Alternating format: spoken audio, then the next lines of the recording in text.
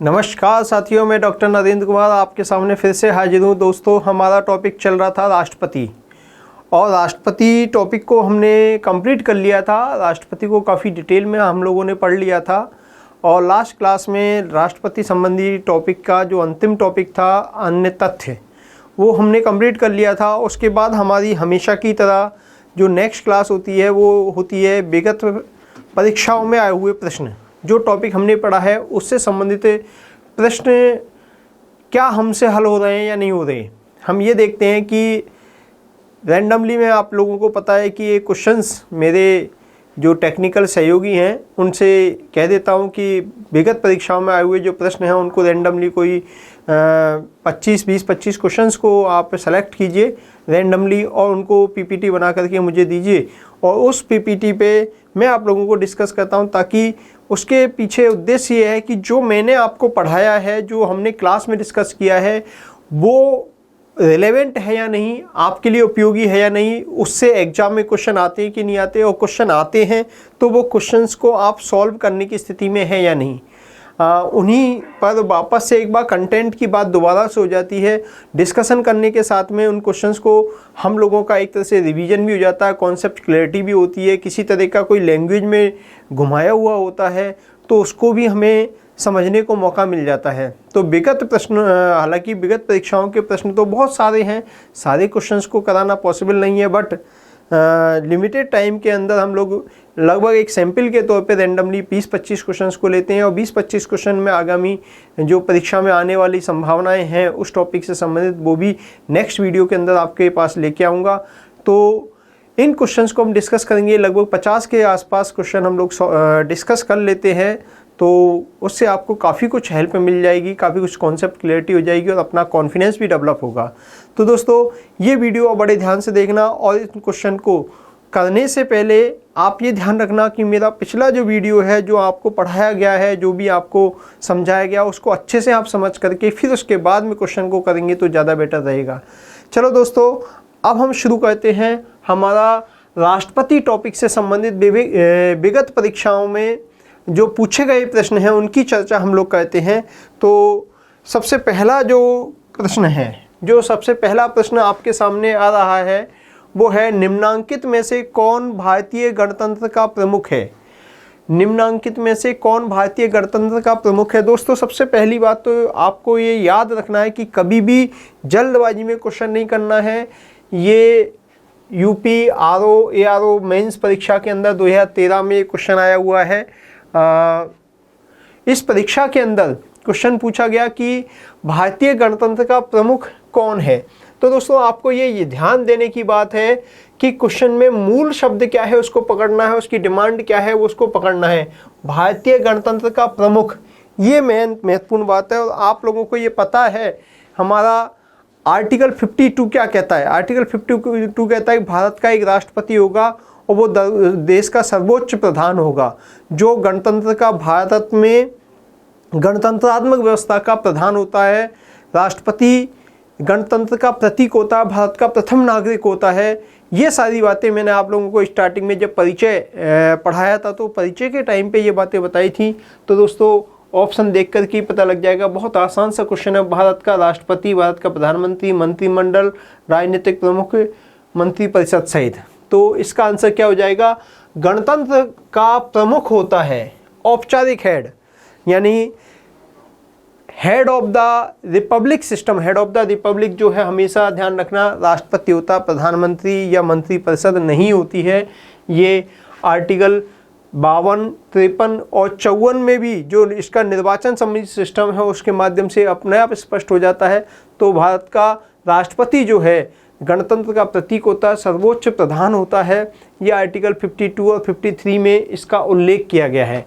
Next बात करते हैं दोस्तों, नेक्स्ट क्वेश्चन हम लेते हैं सेकंड नंबर का। अच्छा, बहुत अच्छा, ये भी बहुत बढ़िया बात है कि मेरे सहयोगी को मैं धन्यवाद देता हूँ जिन्होंने ये क्वेश्चन लिया है। इस तरह के क्वेश्चन भी लिए हैं। कथन कारण वाले क्वेश्चंस जो हैं आपको अच्छे से करने हैं। इनको करने में स्टूडेंट्स को बहुत ज़्यादा दिक्कत होती है। इनको कैसे सॉल्व करें, आज वो तरीका भी मैं आपको बताता हूँ। ये क्वेश्चन बड़े आसान होते हैं अगर आपका कॉन्सेप्ट क्लियर है। तो अगर कॉन्सेप्ट की क्लैरिटी नहीं है तब जाके आपको दिक्कत आती है। दोस्तों, कथन है भारत का राष्ट्रपति ब्रिटिश राजा से भिन्न है। भारत का राष्ट्रपति ब्रिटिश राजा से भिन्न, 3 बातें इंपॉर्टेंट हैं। भारत का राष्ट्रपति की तुलना यहाँ ब्रिटिश सम्राट से की गई है। आपकी इन्फॉर्मेशन के लिए बता दूं कि अभी जो महारानी की मृत्यु होने के पश्चात ब्रिटेन के सम्राट अभी हाल ही में उनकी ताजपोशी हुई है। चार्ल्स द्वितीय जो हैं उनको, प्रिंस चार्ल्स द्वितीय को वहाँ का सम्राट बनाया गया है, तो उससे यहाँ पर राष्ट्रपति की तुलना की जा रही है। भारत में भी संसदीय शासन प्रणाली है, लेकिन भारत में संसदीय शासन प्रणाली के साथ साथ यहाँ पर गणतंत्रात्मक शासन प्रणाली है, रिपब्लिक सिस्टम है, यानी देश का सर्वोच्च प्रधान जो है जनता द्वारा निर्वाचित किया जाता है। तो जबकि यहाँ का जो राजा है वो वंशानुगत होता है, तो यहाँ पर दोनों में पहली भिन्नता तो यही है। तो अब हम ये देखेंगे कि सबसे पहले भारत का राष्ट्रपति ब्रिटिश राजा से भिन्न, हमने कथन पढ़ लिया। अब इसके बाद हम पढ़ेंगे कि कारण क्या है। इसको हम ये कथन की जगह कारण मान लीजिए आप, कारण है ये, रीजन। आर का मतलब होता है रीजन। भारत के राष्ट्रपति का पद अमेरिका के राष्ट्रपति के मिलता है, से मिलता है। इसको से पढ़िएगा। भारत के राष्ट्रपति का पद अमेरिका के राष्ट्रपति से मिलता है। दोस्तों ये क्वेश्चन, ऐसे क्वेश्चन आपको जब करने हैं तो सबसे पहले करने का तरीका क्या होना चाहिए। देखो आज मैं आपको समझाता हूँ कि क्वेश्चन को कैसे करना चाहिए। सबसे पहले तो आपका काम है केवल ऊपर वाले जो कथन है, असर्शन है, इस असर्शन को पढ़िए और उसको पढ़ करके केवल ये देखिए कि ये कथन सही है या गलत है। तो यहाँ पर क्या रहा, भारत का राष्ट्रपति ब्रिटिश राजा से भिन्न है। भिन्न है भाई, ये बात कथन सही है गलत है? बिल्कुल सही है, क्योंकि ब्रिटेन का राजा जो है वंशानुगत होता है, भारत का राष्ट्रपति निर्वाचित होता है। यानी हमारे यहाँ गणतंत्रात्मक व्यवस्था है, वहाँ पर राजतंत्रात्मक व्यवस्था पाई जाती है। यहाँ पर जो भारत का ब्रिटिश सम्राट से, भारत के जो राष्ट्रपति का ब्रिटिश सम्राट से जो तुलना की जा रही है, वो तुलना चूंकि दोनों देशों में संसदीय व्यवस्था है, एक समान नाम मात्र की कार्यपालिका दोनों होते हैं, इस आधार पर तुलना की जाती है। लेकिन यहाँ भिन्नता पाई जाती है। देखो भिन्नता के बहुत सारे कारण हो सकते हैं, उनमें से अगर एक भी कारण मौजूद है या एक भी चीज़ मौजूद है तो वो कथन सही माना जाएगा। भारत का राष्ट्रपति ब्रिटिश राजा से भिन्न है, बिल्कुल सत्य बात है, भिन्न है, क्योंकि भारत का राष्ट्रपति निर्वाचित होता है और सम्राट वंशानुगत होता है। शक्तियों के मामले में देखें तो दोनों ही नाम मात्र की कार्यपालिका होते हैं, वहाँ पर समानता है, लेकिन यहाँ पर एक अंतर मौजूद है, वो अंतर मैंने आपको बता दिया। तो इसका मतलब है कि ये कथन अभी सही है, कथन सही है। फिर उसके बाद आपको क्या करना है कि जो रीजन है उस सेंटेंस को देखिए कि वो सेंटेंस सही है या नहीं। भारत के राष्ट्रपति का पद अमेरिका के राष्ट्रपति से मिलता है, बताइए कथन सही है या नहीं। दोस्तों ये कथन गलत है। भारत के राष्ट्रपति का पद अमेरिका के राष्ट्रपति से मिलता है नहीं। क्यों नहीं मिलता? क्योंकि अमेरिका का राष्ट्रपति वहाँ अध्यक्षात्मक शासन प्रणाली पाई जाती है। ये बात सही है कि अमेरिका का राष्ट्रपति भी जो है जनता द्वारा निर्वाचित होता है, वहाँ भी गणतंत्रात्मक व्यवस्था है, और भारत में भी गणतंत्रात्मक व्यवस्था पाई जाती है, यहाँ पे भी राष्ट्रपति निर्वाचित होता है। लेकिन दोनों में अंतर है, बिल्कुल समानता नहीं है। भारत के राष्ट्रपति का पद अमेरिका के राष्ट्रपति से मिलता है, नहीं मिलता। क्यों नहीं मिलता? क्योंकि अमेरिका का राष्ट्रपति बहुत ताकतवर होता है, सर्वे सर्वा होता है, एकल कार्यपालिका होती है, वहाँ अध्यक्षात्मक शासन प्रणाली पाई जाती है, जबकि भारत में संसदीय शासन प्रणाली पाई जाती है। और संसदीय शासन प्रणाली में भारत का जो राष्ट्रपति होता है वो नाम मात्र की कार्यपालिका होता है। अतः भारत के राष्ट्रपति का पद अमेरिका के राष्ट्रपति से मिलता है, ये बात पूरी तरह से सही नहीं है। ये बात हम लोग इसको कंडेम करेंगे, ये कथन गलत हो गया। अब ऐसी स्थिति में देखिए दोस्तों, यहाँ कथन सही है और कारण गलत है। तो दोस्तों ऑप्शन ए सही है परंतु आर गलत है, ये इसका आंसर हो जाएगा। दोस्तों ये यूपी लोअर सबऑर्डिनेट प्री 1998 में ये क्वेश्चन आया हुआ था एग्जाम के अंदर, आप लोग देख रहे हैं यहाँ पे। दोस्तों मान लीजिए कि ये कथन सही होता, ये कथन सही होता, एक और ऑप्शन हो सकता है दोस्तों कि कथन सही होता और ये नीचे वाला जो कारण है, ये कारण वाला सेंटेंस सही होता और कथन वाला जो सेंटेंस है वो गलत होता। तो फिर ऑप्शन क्या हो जाता? ए गलत है परंतु आर सही है। यहाँ तक तो कोई दिक्कत नहीं है, लेकिन दिक्कत आती है दोनों ए और आर सही है और ए आर की सही स्पष्टीकरण है या फिर स्पष्टीकरण नहीं है। ए और बी में से आंसर देने में दिक्कत आती है। आपको ऐसे क्वेश्चन जब आपके सामने आए तो अगर ये दोनों सेंटेंस सही हैं, आप पहले तो चेक कीजिए कि दोनों सेंटेंस सही हैं। अगर सही है तो आपको क्या करना है कि कथन जो है भारत का राष्ट्रपति ब्रिटिश राजा से भिन्न है, क्योंकि लगा दो ना पीछे, और क्योंकि करके भारत के राष्ट्रपति का पद अमेरिका के राष्ट्रपति से मिलता है, इससे जोड़ दीजिए। अगर ये क्योंकि से मैच खा जाता, क्योंकि से लिंक हो जाता, सेंटेंस फिट बैठ जाता है, तो फिर ये व्याख्या कर रहा है, और अगर फिट नहीं बैठता तो वो व्याख्या नहीं कर रहा है। उल्टा भी कर सकते हैं आप लोग, भारत के राष्ट्रपति का पद अमेरिका के राष्ट्रपति से मिलता है, इसलिए पहले कारण वाले सेंटेंस को पढ़ें, फिर इसलिए लगा दें, और फिर भारत का राष्ट्रपति ब्रिटिश राजा से भिन्न है, ये यहाँ पर इसमें डाला जा सकता है। लेकिन इससे पता लगाया जा सकता है कि एक दूसरे की व्याख्या कर रहे हैं कि नहीं कर रहे, ये सेंटेंस दोनों फिट हो रहे हैं कि नहीं हो रहे। अगर फिट होते हैं तो ठीक है, ए हो जाएगा आंसर। अगर फिट नहीं होते हैं तो आंसर क्या हो जाएगा दोस्तों, बी हो जाएगा, यानी सही स्पष्टीकरण नहीं है। लेकिन चूंकि यहाँ पर जो है, यहाँ पर सेंटेंस यानी कथन तो सही है लेकिन कारण क्या है, गलत है, इसलिए इसका आंसर क्या हो जाएगा, ए सही है परंतु आर गलत है। नेक्स्ट बात करें दोस्तों, तीसरा क्वेश्चन लेते हैं हम लोग। तीसरा क्वेश्चन भी कथन कारण का है। वही बात जो चीज़ें मैंने बताई उसी के आधार पर आप लोगों को इस क्वेश्चन को भी देखना है। संघीय कार्यपालिका का मुखिया भारत का राष्ट्रपति होता है, सही सेंटेंस है ये, बिल्कुल सत्य है। संघीय कार्यपालिका का मुखिया भारत का राष्ट्रपति होता है। राष्ट्रपति की शक्तियों की कोई सीमा नहीं है, राष्ट्रपति की शक्तियों की कोई सीमा नहीं है। दोस्तों ये जो शब्द है, ये जो सेंटेंस है कारण वाला, ये कारण वाला सेंटेंस पूरी तरह से सही नहीं है। राष्ट्रपति की शक्तियों की कोई सीमा नहीं है। आपको पता है कि राष्ट्रपति की शक्तियाँ क्या है, सीमित है। सीमित किस तरह से हैं, एक्चुअली नाम मात्र का हेड होता है, उसको मंत्रिपरिषद की सलाह पे काम करना होता है। मंत्रिपरिषद की सलाह पे काम करने के कारण उसकी सीमाएं हैं। सामान्यतया जब परिस्थितिजन्य स्वविवेकीय शक्तियाँ उनके अलावा जो भी काम करता है वो केवल नॉमिनल हेड के रूप में करता है, वो मंत्रिपरिषद की सलाह पे काम करता है। राष्ट्रपति की शक्तियों की कोई सीमा नहीं है। ये सेंटेंस अति शोक्तिपूर्ण है, इसलिए ये पूरी तरह से सही नहीं है। इसका मतलब वही बात जो पिछला क्वेश्चन था, जैसे आंसर था ए सही है परंतु आर गलत है, ये इसका आंसर हो जाएगा। दोस्तों यहाँ पर चौथे क्वेश्चन पे आते हैं। भारत के राष्ट्रपति अपनी शक्तियों का प्रयोग करते हैं सीधे या अपने अधीनस्थ अधिकारियों के द्वारा, मंत्रियों के द्वारा, प्रधानमंत्री के द्वारा, उपरोक्त में से कोई नहीं, या उपरोक्त में से एक से अधिक सही है।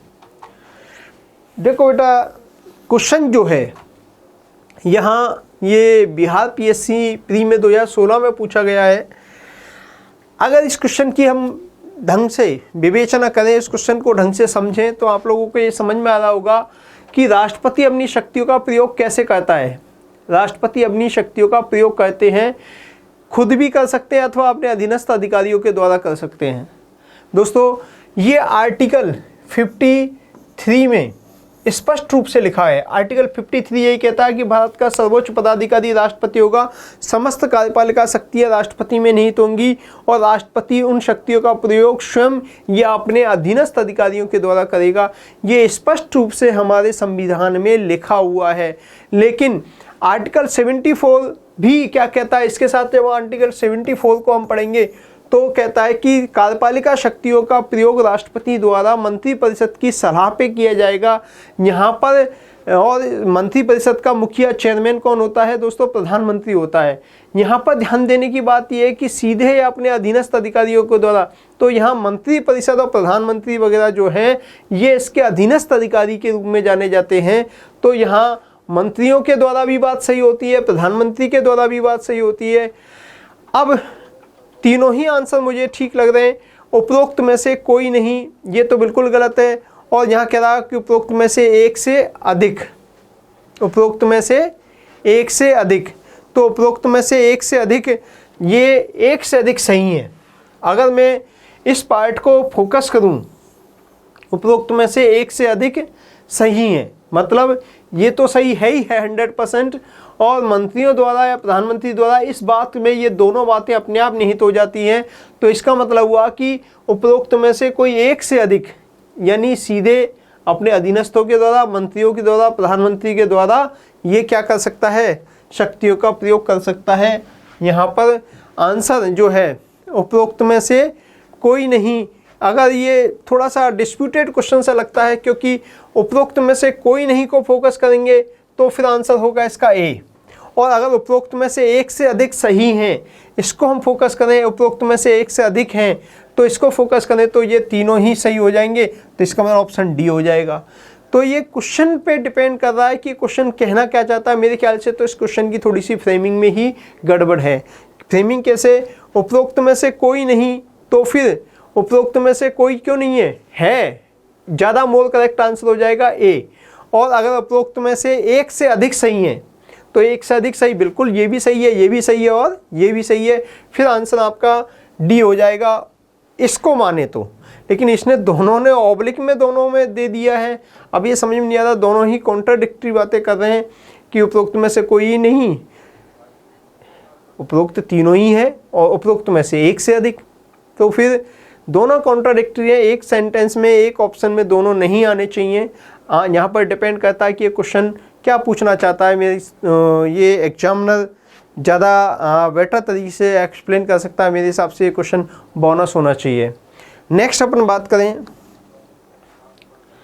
राष्ट्रपति द्वारा जारी एक अध्यादेश संसद के सत्र शुरू होने के बाद कितने समय तक रखा जाना आवश्यक है। राष्ट्रपति द्वारा जारी एक अध्यादेश, अध्यादेश की बात कर रहा है, ऑर्डिनेंस की बात कर रहा है। आर्टिकल 123 के तहत संसद का सत्र शुरू होने के बाद कितने समय में, आपको पता 6 सप्ताह बाद, 1.5 महीने बाद में होता है।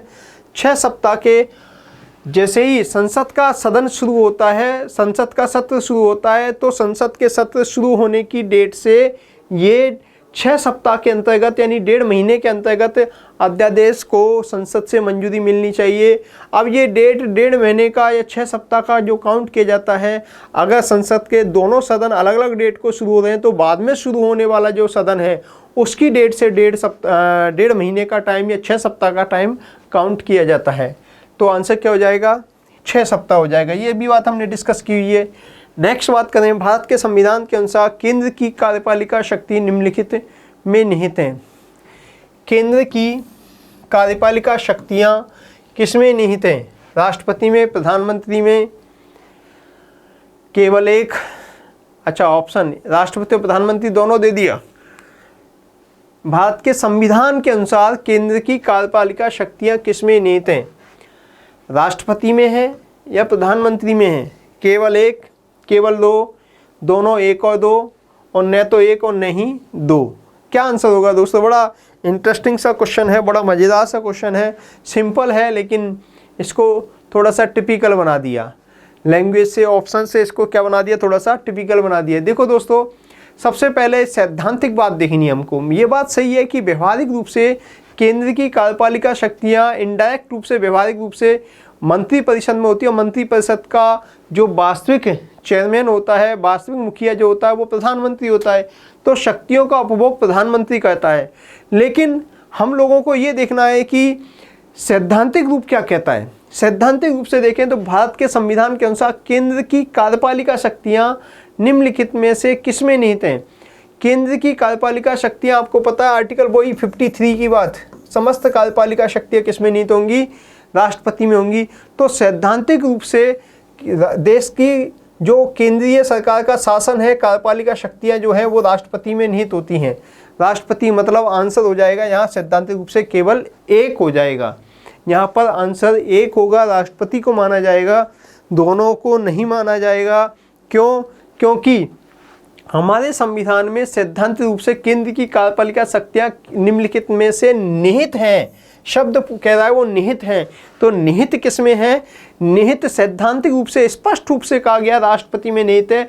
ये बात अलग है कि व्यवहारिक रूप से इनका उपभोग मंत्रिपरिषद और प्रधानमंत्री करते हैं, लेकिन यहाँ शक्तियाँ निहित हैं पूछ रहा है। निहित होना यानी वेस्टेड, राष्ट्रपति के पद में वहित होती हैं, इसलिए आंसर यहाँ पर ए होगा, ना कि ए और एक और दो होगा। राष्ट्रपति और प्रधानमंत्री दोनों नहीं होंगे। ये क्वेश्चन बड़ा इंपॉर्टेंट, बड़ा अच्छा क्वेश्चन पूछा है। नेक्स्ट हम बात करें दोस्तों, संविधान के निम्नलिखित अनुच्छेदों में से किस एक के अंतर्गत संघ की कार्यपालिका शक्तियां राष्ट्रपति में निहित हैं? संविधान के निम्नलिखित अनुच्छेदों में से किस एक के अंतर्गत संघ की कार्यपालिका शक्तियां राष्ट्रपति में निहित है? जस्ट अभी भी बताया मैंने, आर्टिकल 53। समस्त कार्यपालिका शक्तियां किस में निहित होंगी? राष्ट्रपति में निहित होंगी। यही बात पूछ रहा आर्टिकल 53 की बात, जो जस्ट अभी मैंने व्याख्या में बताया था, वही बात यहाँ पे पूछ ली गई है। नेक्स्ट क्वेश्चन है, भारतीय संविधान में समस्त कार्यपालिका शक्तियां निहित होती हैं। ये तो वापस आ गया। भारतीय संविधान में समस्त कार्यपालिका शक्तियां निहित होती हैं, ये क्वेश्चन देख लीजिए। अब थोड़ा दूसरे तरीके से पूछ लिया है, क्वेश्चन वही है, ऑप्शन बदल दिए, राष्ट्रपति में निहित होती है, वही आंसर होगा, प्रधानमंत्री यहाँ पर नहीं आएगा। तो उस क्वेश्चन की भी पुष्टि यहाँ पे हो रही है। पिछला क्वेश्चन जो हमने पढ़ा था, उस पिछले क्वेश्चन की पुष्टि, भारत के संविधान के अनुसार केंद्र की कार्यपालिका शक्तियां निम्नलिखित में से निहित हैं, राष्ट्रपति में, प्रधानमंत्री में। तो जो दोनों को मान रहे हैं उनके लिए ये क्वेश्चन जवाब है, जो अभी हमने वापस से किया है। भारतीय संविधान में समस्त कार्यपालिका शक्तियां निहित है, प्रधानमंत्री भी दे रखा, मंत्रिपरिषद भी दे रखी है, लेकिन आंसर क्या होगा? राष्ट्रपति होगा। दोस्तों, भारतीय संविधान में केंद्रीय सरकार की अधिशासी शक्तियों को किसमें निहित किया गया है?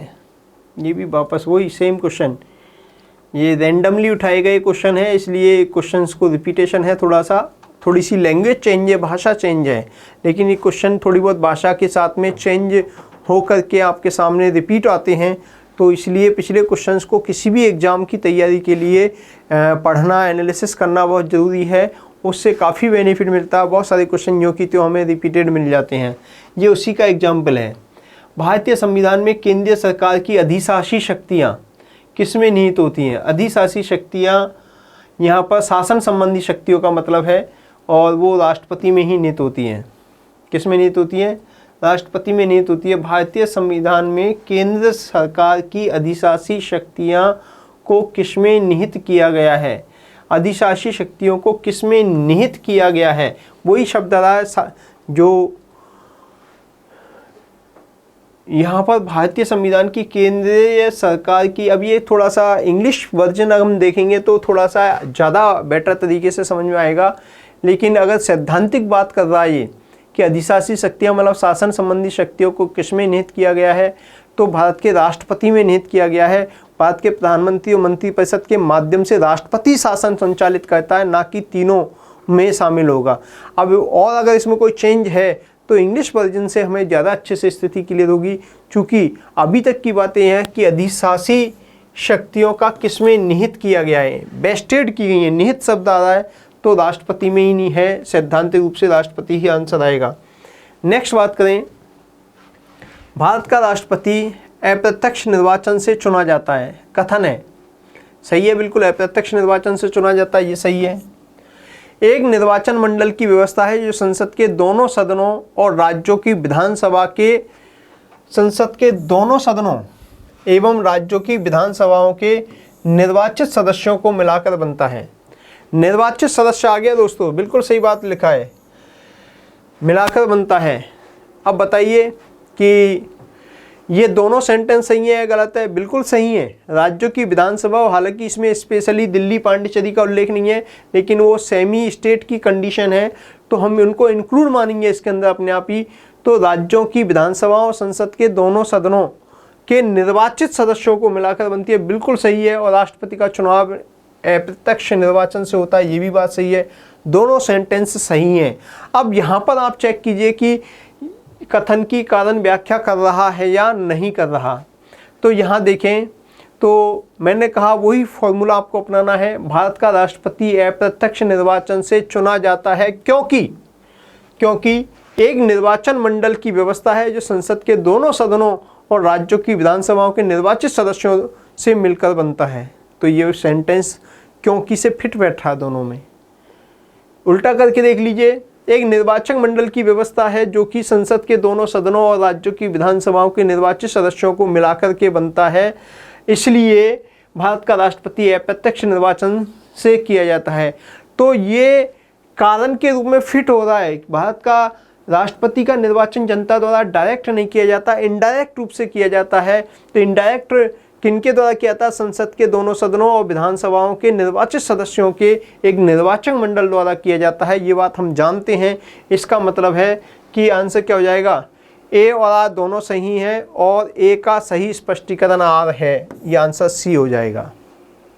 दोस्तों नेक्स्ट क्वेश्चन पे आते हैं हम लोग। राष्ट्रपति के निर्वाचन मंडल के सदस्य होते हैं, राष्ट्रपति के निर्वाचक मंडल के, वही क्वेश्चन वापस थोड़ा सा पूछा गया है। संसद के दोनों सदनों के निर्वाचित सदस्य, बिल्कुल सही बात है, दोनों सदनों के निर्वाचित सदस्य। राज्य विधानमंडलों के दोनों सदनों के निर्वाचित सदस्य, बिल्कुल सही है। सभी राज्यों की विधानसभाओं के राज्य विधानमंडलों के दोनों सदनों, नहीं ये बिल्कुल गलत है, दोनों नहीं होते, विधान परिषद के सदस्य इसमें नहीं आते हैं। सभी राज्यों की विधानसभाओं के निर्वाचित सदस्य, ये सही है। दिल्ली और पांडिचेरी विधानसभा के निर्वाचित सदस्य, ये भी सही है। तो आंसर हो जाएगा आपका 1, 3, 4। 1, 3, 4 यहाँ पर है। आपको पता है विधानमंडल में विधानसभा और विधान परिषद दोनों आ जाते हैं, जबकि राष्ट्रपति के चुनाव में विधान परिषद का कोई भी सदस्य भाग नहीं लेता है, इसलिए दूसरा गलत होगा। यह आंसर आपका क्लियर होता है। नेक्स्ट देखते हैं, निम्नलिखित में से कौन राष्ट्रपति के निर्वाचन हेतु निर्वाचक गण के सदस्य हैं? नीचे दी गई कूट में वही सेम क्वेश्चन। संसद के दोनों सदनों के सभी सदस्य, संसद के दोनों सदनों के सभी सदस्य, ये सही है। राज्य विधानसभाओं के सभी निर्वाचित सदस्य, सही है। संघ राज्य क्षेत्रों की विधानसभाओं के सभी निर्वाचित सदस्य। चौथा, सभी राज्यपाल और उपराज्यपाल, ये बिल्कुल गलत है, ये भाग नहीं लेते हैं। ये ऑप्शन बदल दिया गया थोड़ा सा और क्वेश्चन को रिपीट किया गया है। ये यूपी PSC मेंस में 2012 में पूछा गया क्वेश्चन है। तो 1, 2, 3 आंसर हो जाएगा दोस्तों, इसमें देख लीजिए 1, 2, 3 आंसर ये हो जाएगा। ये सारी बातें अगर आपको क्लियर हैं तो मैंने सब पढ़ाया हुआ है, सारा आपको डिस्कस किया हुआ है, आपका एकदम क्लियर हो जाना चाहिए। दोस्तों भारतीय संविधान के 70वें संशोधन द्वारा भारत के राष्ट्रपति के चुनाव में जिन 2 केंद्र शासित प्रदेशों को भाग लेने का अधिकार दिया गया, 70वां संविधान संशोधन अधिनियम, मैंने बताया था दिल्ली और पांडिचेरी को शामिल किया गया था। 70वें संविधान संशोधन के द्वारा दिल्ली और पांडिचेरी की विधानसभाओं को यहाँ पर शामिल किया गया था। नेक्स्ट देखें हम लोग, भारत के राष्ट्रपति के चुनाव मंडल में कौन कौन सम्मिलित होते हैं? फिर वही क्वेश्चन आ गया, बार बार रिपीट होते हैं। देखो क्वेश्चन इसका नमूना आपके सामने है। राज्यसभा के सभी निर्वाचित सदस्य, बिल्कुल सही है। लोकसभा के सभी निर्वाचित सदस्य, सही है। ऑप्शन बदल के क्वेश्चन सेम आ रहा है, ऑप्शन बदल दिए जा रहे हैं। राज्य विधानसभा के सभी सदस्य नहीं, निर्वाचित सदस्य होते हैं, केवल मनोनीत सदस्य भाग नहीं लेते। संसद के दोनों सदनों के निर्वाचित सदस्य एवं राज्य विधानसभाओं के सभी निर्वाचित सदस्य, ये ज़्यादा सही है। और ये कह रहा उपरोक्त में से कोई नहीं, उपरोक्त में से एक से अधिक।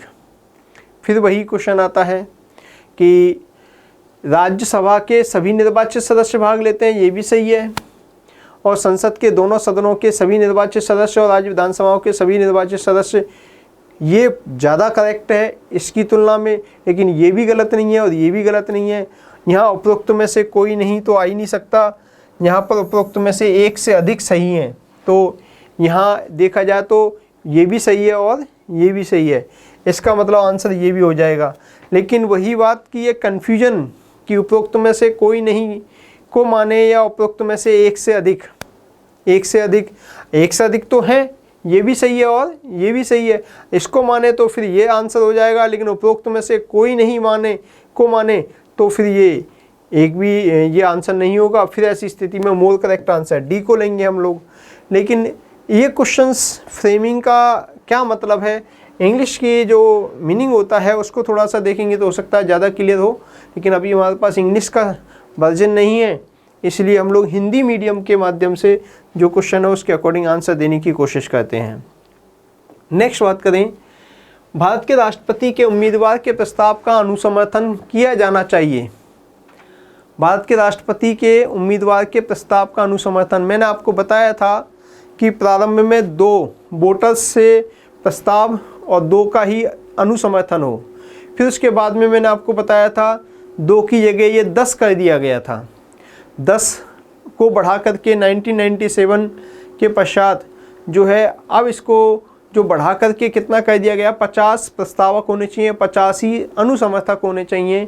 तो क्वेश्चन पूछा, भारत के राष्ट्रपति के उम्मीदवार के प्रस्ताव का अनुसमर्थन किया जाना चाहिए कम से कम कितने लोगों के द्वारा, 20 के द्वारा, 10 के द्वारा, 50 के द्वारा, 15 के द्वारा। तो 50 प्रस्तावक और 50 कितने अनुसमर्थक होने चाहिए, 50 निर्वाचकों द्वारा किया जाना चाहिए। आंसर क्या हो जाएगा, सी हो जाएगा। राष्ट्रपति के IAS प्री 1993 में आया हुआ क्वेश्चन है। राष्ट्रपति के निर्वाचन में राज्य का मुख्यमंत्री मतदान करने के लिए पात्र नहीं होता। राष्ट्रपति के निर्वाचन में राज्य का मुख्यमंत्री मतदान करने के लिए पात्र नहीं होता यदि वह स्वयं प्रत्याशी होता है। स्वयं प्रत्याशी है तो वोट डाल सकता है, कोई दिक्कत नहीं है। उसे राज्य विधानमंडल के निचले सदन में अपना बहुमत सिद्ध करना शेष हो। भाई विधान मंडल में निचले सदन में यानी विधानसभा में उसको अपना बहुमत सिद्ध करना शेष हो। मुख्यमंत्री सरकार के रूप में उसको बहुमत सिद्ध करना है। भाई विधानसभा का सदस्य तो वो है ही, मुख्यमंत्री बने चाहे नहीं बने, लेकिन विधानसभा का सदस्य तो वो है ही। और विधानसभा का निर्वाचित सदस्य होने के नाते वो क्या है, वो निर्वाचक मंडल का पार्ट है, वहाँ वोट देने का अधिकार है उसको। वह राज्य विधानमंडल में उच्च सदन का सदस्य हो। उच्च सदन मतलब विधान परिषद का सदस्य हो। आपको पता है कि राष्ट्रपति के निर्वाचन में विधान परिषदों का कोई भी सदस्य वोट नहीं डाल सकता। और यहाँ कह रहा है कि वह राज्य विधानमंडल के उच्च सदन का सदस्य हो तो फिर वो वोट नहीं डाल सकता। यहाँ पर आंसर ये होगा अभी तक तो। और लास्ट देख लें, वह राज्य विधानमंडल में निम्न सदन का सदस्य हो। निम्न सदन का अगर वो सदस्य है, निर्वाचित है, तो फिर वो वोट डालेगा ही डालेगा। तो यहाँ पर इन सारे के सारे ऑप्शंस को देखा जाए तो मोर करेक्ट आंसर क्या हो गया दोस्तों, सी हो गया। वैसे तो इसमें भी क्वेश्चन में थोड़ी सी कमी है, वह राज्य विधानमंडल में निम्न सदन का निर्वाचित सदस्य लिखा हुआ होना चाहिए। अगर मनोनीत सदस्य होगा तो भी वो वोट नहीं डाल सकता। लेकिन अपन अंडरस्टूड मान लेते हैं कि ये निर्वाचित की बात कर रहा है। यहाँ पे भी वह निर्वाचित सदस्य होगा तो ही मुख्यमंत्री हम ये मान के चल रहे हैं। इस तरह से जो बातें हैं यहाँ पे भी जो है मान के चल रहे हैं कि निर्वाचित सदस्य है, तो हम एक अंडरस्टूड मान के चल रहे हैं वहाँ पर। लेकिन जो ऑप्शंस को देख करके लगता है कि आंसर क्या होगा, वह राज्य विधानमंडल में उच्च सदन का सदस्य हो। अगर वो विधान परिषद का सदस्य है, उच्च सदन विधान परिषद होता है, विधान परिषद का अगर वह सदस्य है तो फिर वो वोट नहीं डाल सकता, राष्ट्रपति के चुनाव में वोटिंग नहीं करेगा। ये बात बिल्कुल क्लियर है, स्पष्ट है। दोस्तों, राष्ट्रपति के उम्मीदवार के लिए क्या आवश्यक नहीं है बताइए आप ही। 35 वर्ष की आयु हो, पढ़ा लिखा हो, सांसद चुने जाने की योग्यता रखता हो, देश का नागरिक हो। मैंने बताई थी भारत का नागरिक होना चाहिए, ये बात सही है। 35 वर्ष की आयु पूर्ण हो चुकी हो, ये भी सही है। लोकसभा का सदस्य चुने जाने की योग्यता रखता हो, तो चूंकि लोकसभा की जगह सांसद चुने जाने, लोकसभा का सदस्य भी सांसद कहलाता है, तो ये भी सही है। पढ़ा लिखा होना चाहिए, ऐसा कहीं भी संविधान में नहीं लिखा हुआ है। अतः आंसर क्या हो जाएगा, राष्ट्रपति के उम्मीदवार के लिए क्या आवश्यक नहीं है, पढ़ा लिखा होना कोई आवश्यक नहीं है। ये आंसर आपका बी हो जाएगा। नेक्स्ट बात करें हम लोग, एक सांसद अथवा विधानसभा का सदस्य राष्ट्रपति निर्वाचित हो सकता है। एक सांसद या विधानसभा का सदस्य राष्ट्रपति निर्वाचित हो सकता है, परंतु चुनाव लड़ने से पूर्व अपनी सदस्यता से त्यागपत्र देना होगा। नहीं, चुनाव तो लड़ सकता है, लेकिन जिस अवधि को वो चुनाव निर्वाचित हो जाता है, ये मान लिया जाएगा पद ग्रहण करने की तिथि से पहले ही उसने पद को छोड़ दिया है, पहले वाले पद को छोड़ दिया है। अपने निर्वाचन से 6 माह के अंदर अपनी सदस्यता छोड़नी होगी। निर्वाचित होने के तुरंत उपरांत अपनी सदस्यता छोड़नी होगी। एक सांसद चुनाव लड़ सकता है, परंतु विधानसभा का सदस्य नहीं है, विधानसभा का सदस्य नहीं लड़ सकता। नहीं, ये भी बात नहीं है। यहाँ पर आंसर होगा निर्वाचित होने के तुरंत उपरांत उसे अपनी सदस्यता छोड़नी होगी, नहीं तो ये मान लिया जाएगा कि उसने निर्वाचन की तिथि से, निर्वाचित होने पद ग्रहण की तिथि से जैसे वो राष्ट्रपति के पद पर पद ग्रहण करेगा उस तिथि से ही उसने क्या कर दिया है, अपना पद रिक्त कर दिया है, उसने अपनी सदस्यता छोड़ दी गई है। या तो खुद छोड़ दे, नहीं तो ये मान लिया जाएगा, अंडरस्टूड हो जाएगा। भारत के राष्ट्रपति को उसके पद से हटाया जा सकता है प्रधानमंत्री द्वारा, लोकसभा के द्वारा, भारत के मुख्य न्यायाधीश द्वारा, संसद द्वारा। आपको पता है भारत के राष्ट्रपति को उसके पद से महाभियोग द्वारा हटाया जा सकता है, और महाभियोग संसद द्वारा पारित किया जाता है। संसद के दोनों सदनों में पारित होता है, ना कि एक सदन में, इसलिए संसद द्वारा आंसर ज़्यादा ठीक होगा। मैंने आपको पूरी महाभियोग की प्रक्रिया समझाई थी दोस्तों, वो भी आपको स्पष्ट हो गई होगी। नेक्स्ट बात करें हम लोग, संविधान के उल्लंघन के आधार पर राष्ट्रपति के विरुद्ध किसके द्वारा महाभियोग लगाया जा सकता है? भारत के मुख्य न्यायाधीश द्वारा, उपराष्ट्रपति द्वारा, लोकसभा के अध्यक्ष द्वारा, संसद के दोनों सदनों द्वारा। तो आंसर बिल्कुल स्पष्ट है, पहले वाला ही क्वेश्चन है, उसी को थोड़ा सा रिपीट किया है। प्रस्ताव तो कोई भी ला सकता है, लेकिन ये महाभियोग प्रस्ताव जो पारित होगा वो दोनों सदनों में होगा, तभी जाकर के उसको पद से हटाया जा सकता है। निम्नलिखित में से कौन सा भारत के राष्ट्रपति के निर्वाचक गण का तो भाग है, परंतु उसके महाभियोग अधिकरण का भाग नहीं है? मतलब क्वेश्चन क्या कह रहा है? क्वेश्चन कह रहा है कि जो राष्ट्रपति के निर्वाचन में तो भाग लेते हैं, लेकिन जब उसको पद से हटाने संबंधी महाभियोग प्रक्रिया लागू होती है तो उसमें वो भाग नहीं लेते हैं। आपको पता है कि जो राष्ट्रपति का निर्वाचन होता है उसमें लोकसभा और राज्यसभा के निर्वाचित सदस्य, सभी विधानसभाओं के निर्वाचित सदस्य और दिल्ली पांडिचेरी विधानसभाओं के भी निर्वाचित सदस्य भाग लेते हैं।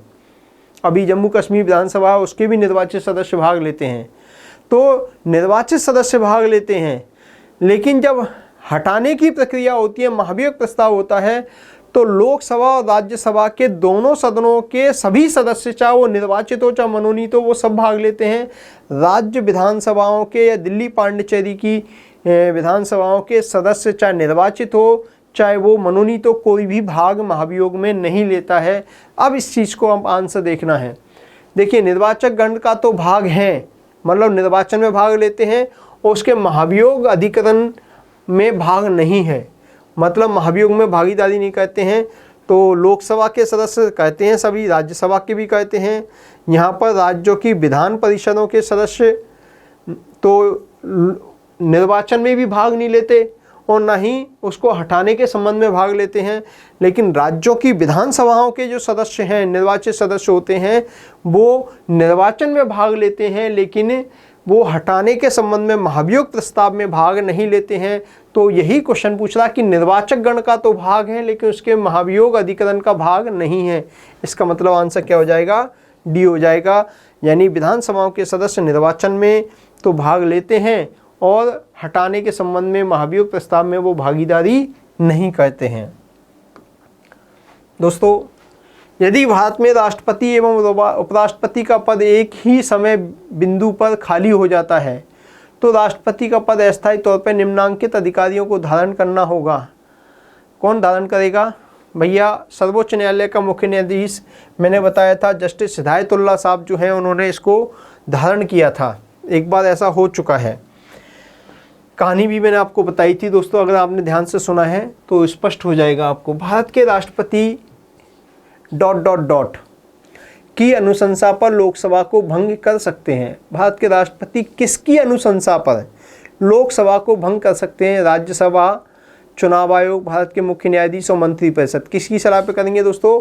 मंत्रिपरिषद की सलाह पे लोकसभा को भंग कर सकते हैं। लेकिन आपको ये भी बताया था कि मंत्रिपरिषद के विरुद्ध अगर अविश्वास प्रस्ताव पारित हो गया है तो इसकी सलाह को मानने के लिए राष्ट्रपति बाध्य नहीं होता, तब वह अपने स्वविवेक से निर्णय लेगा, परिस्थिति जन्य स्वविवेकीय शक्ति उसको प्राप्त हो जाएगी। भारत के राष्ट्रपति से संबंधित निम्नलिखित कथनों में से कौन सा एक सही नहीं है? भारत के राष्ट्रपति से संबंधित निम्नलिखित कथनों में से कौन सा एक सही नहीं है? देखो, राष्ट्रपति से संबंधित जो कथन है बाकी तो सही है, एक कथन ऐसा होगा जो कि गलत है, उसी को हमें छांटना है। वह संसद का एक संगठक भाग है, संसद का अभिन्न अंग होता है। लोकसभा, राज्यसभा, राष्ट्रपति, मैंने आपको बताया था। वह दोनों सदनों में चर्चा में भाग लेता है, चर्चा में भाग नहीं लेता। वह प्रत्येक वर्ष दोनों सदनों की संयुक्त बैठक को संबोधित करता है। बिल्कुल सही बात है, प्रति वर्ष जो है पहली बैठक होती है तो संयुक्त अधिवेशन को संबोधित करता है, ये भी बात सही है, ये सही है, ये सही है। वह किन्हीं परिस्थितियों में अध्यादेश लागू कर सकता है, ये भी बात सही है। तो इसका मतलब सही नहीं है पूछ रहा है, वह दोनों सदनों में चर्चा में भाग लेता है, इसका आंसर ये हो जाएगा। मतलब ये भाग नहीं लेता है, ये सेंटेंस गलत आता है, गलत वाला ही हमें छांटना है, तो ये आंसर इसका हो जाएगा, बी हो जाएगा। और नेक्स्ट, भारत के निम्नलिखित राष्ट्रपतियों में से कौन ट्रेड यूनियन आंदोलन से संबद्ध रहा? आपको पता है, मैंने आपको ये फैक्ट बताया था कि बीबी गिरी साहब जो है ट्रेड आंदोलन से जुड़े हुए रहे, ट्रेड यूनियनों के अध्यक्ष भी रहे थे। तो बीबी गिरी साहब जो हैं राष्ट्रपति के रूप में बने थे और ये ट्रेड यूनियन के अध्यक्ष भी रहे थे। तो ये फैक्ट मैंने आप लोगों को बताए दोस्तों। यहाँ ये 25 क्वेश्चन मैंने आपके सामने डिस्कस किए हैं।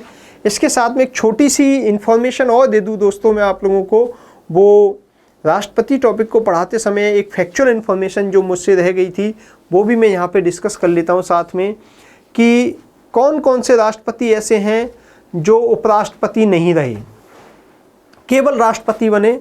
अधिकांश तो ऐसे हैं जो कि राष्ट्रपति और उपराष्ट्रपति दोनों पदों पर रहे, लेकिन कुछ राष्ट्रपति ऐसे हैं जो कि उपराष्ट्रपति पद पर नहीं रहे। देखिए एक एक करके देखते हैं हम लोग। सबसे पहले डॉक्टर राजेंद्र प्रसाद, डॉक्टर राजेंद्र प्रसाद ये सीधे राष्ट्रपति बने थे, पहले राष्ट्रपति थे।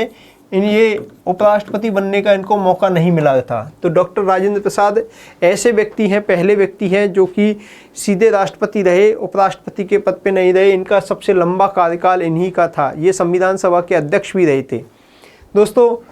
इनके बाद में राष्ट्रपति बने थे 62 में, याद कीजिए, सर्वपल्ली राधाकृष्णन। और सर्वपल्ली राधाकृष्णन पहले उपराष्ट्रपति रह चुके थे। जब राजेंद्र प्रसाद राष्ट्रपति थे तब वो उपराष्ट्रपति के पद पर थे, इसलिए उनका नाम यहाँ पर नहीं आएगा। तीसरे नंबर पर आप याद कीजिए राष्ट्रपति आए थे डॉक्टर जाकिर हुसैन। जब सर्वपल्ली राधाकृष्णन राष्ट्रपति बने थे 62 में, उस समय 62 से 67 तक जो जाकिर हुसैन साहब है वो उपराष्ट्रपति के पद पर रह चुके थे, तो उनका नाम भी नहीं आएगा। तीसरा नाम आता है जाकिर हुसैन के टाइम पे उपराष्ट्रपति के पद पर बीबी गिरी थे, तो बीबी गिरी बाद में राष्ट्रपति भी बने थे, तो बीबी गिरी साहब का भी नाम नहीं आएगा। इसके बाद में नाम आता है दोस्तों दूसरे नंबर पे फखरुद्दीन अली अहमद। फखरुद्दीन अली अहमद ये राष्ट्रपति के पद पर निर्वाचित हुए थे, ये उपराष्ट्रपति के पद पर नहीं रहे थे। इसके बाद तीसरा नंबर आता है, आपको पता फखरुद्दीन अली अहमद साहब की जब मृत्यु हो गई थी कार्यकाल के दौरान ही, तो उपराष्ट्रपति बीडी जत्ती हुआ करते थे। और बीडी जत्ती ऐसे व्यक्ति हैं जो राष्ट्रपति बने ही नहीं कभी भी। तो ऐसी स्थिति में यहाँ फखरुद्दीन अली अहमद के बाद में बीडी जत्ती कार्यवाहक राष्ट्रपति बने। और उसके बाद में नीलम संजीव रेड्डी साहब जो हैं ये राष्ट्रपति बने थे, लेकिन नीलम संजीव रेड्डी साहब कभी भी उपराष्ट्रपति के पद पर नहीं रहे। नीलम संजीव रेड्डी साहब उपराष्ट्रपति के पद पर कभी नहीं रहे। एकमात्र ऐसे राष्ट्रपति हैं जो कि पहले चुनाव हार गए थे बीबी गिरी से, बाद में निर्विरोध निर्वाचित हुए थे और लोकसभा के स्पीकर भी पहले रह चुके थे राष्ट्रपति बनने से पहले। ये राष्ट्रपति के पद पर सुशोभित हुए थे। इसके बाद में नाम आता है ज्ञानी जैल सिंह। ज्ञानी जैल सिंह जो हैं, ज्ञानी जैल सिंह भी राष्ट्रपति सीधे बने थे, उपराष्ट्रपति के पद पर नहीं रहे। ज्ञानी जैल सिंह ये भी उपराष्ट्रपति नहीं रहे, सीधे राष्ट्रपति रहे दोस्तों। इसके बाद नाम आता है ज्ञानी जैल सिंह के बाद में आर वेंकटरमन साहब, लेकिन आर वेंकटरमन साहब ज्ञानी जैल सिंह के टाइम पे उपराष्ट्रपति पद पर रहे थे, तो उनका नाम यहाँ पे नहीं आएगा।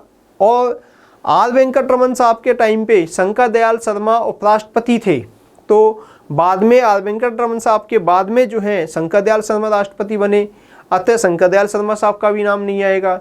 शंकर दयाल शर्मा साहब जिस समय राष्ट्रपति थे उस समय के आर नारायणन साहब जो है उपराष्ट्रपति थे, तो के आर नारायणन साहब जो हैं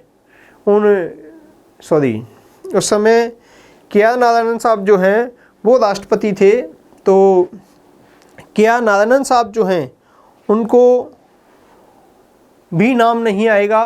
और के.आर. नारायणन साहब के बाद में बने थे ए.पी.जे. अब्दुल कलाम साहब। तो ए.पी.जे. अब्दुल कलाम साहब भी राष्ट्रपति बने। अब्दुल कलाम ये उपराष्ट्रपति के पद पर नहीं रहे। नेक्स्ट है उपराष्ट्रपति के पद पर न रह करके और राष्ट्रपति के पद पर निर्वाचित होने वाली प्रतिभा देवी सिंह पाटिल। प्रतिभा देवी सिंह पाटिल। और प्रतिभा देवी सिंह पाटिल के बाद में प्रणब मुखर्जी बने थे। ये भी उपराष्ट्रपति नहीं रहे, मंत्री तो रहे लेकिन उपराष्ट्रपति नहीं रहे। इसके बाद में नाम आता है रामनाथ कोविंद। रामनाथ कोविंद साहब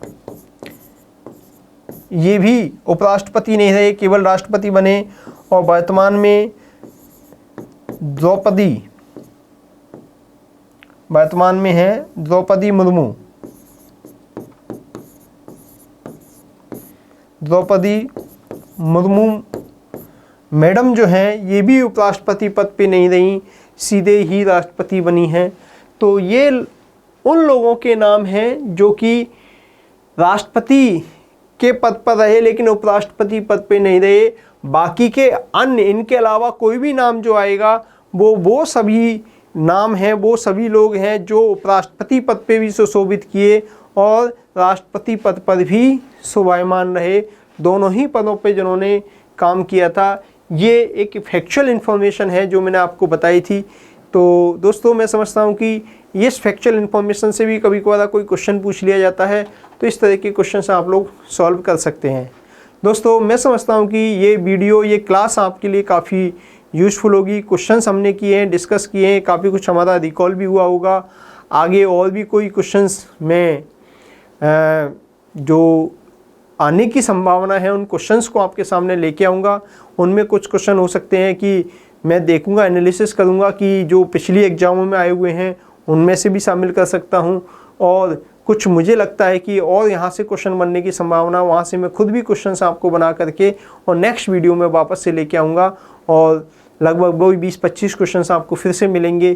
तो मैं समझता हूँ कि आपकी लगभग एक 50 एक क्वेश्चन की अच्छी प्रैक्टिस हो जाएगी। बाकी तो आपको खुद भी प्रैक्टिस करनी है। दोस्तों मैं हमेशा कहता हूँ, एक बहुत मेरा पेट सेंटेंस है कि सफलता आपको आपकी मेहनत से मिलेगी, मेरी मेहनत से नहीं।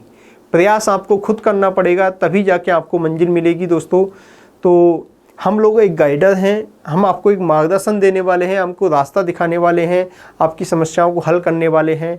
हमको मार्गदर्शक और एक फैसिलिटेटर के रूप में ही आप रखोगे तो ही काम चलेगा। आप खुद को ही मानना पड़ेगा, खुद को ही मेहनत करनी पड़ेगी। आपके मदे ही आपको मोक्ष मिलेगा, मतलब आपको पूरी तरह सफलता आपके खुद के प्रयासों से ही मिलेगी। हमारे प्रयासों से, केवल हम प्रयास करें, आप प्रयास नहीं करो और आपको सफलता मिल जाए, ऐसा संभव नहीं है। ये एक कटु सत्य है, इसको एक्सेप्ट कर लेना चाहिए। दोस्तों नेक्स्ट क्लास के अंदर हम लोग फिर मिलेंगे, तब तक के लिए नमस्कार, धन्यवाद।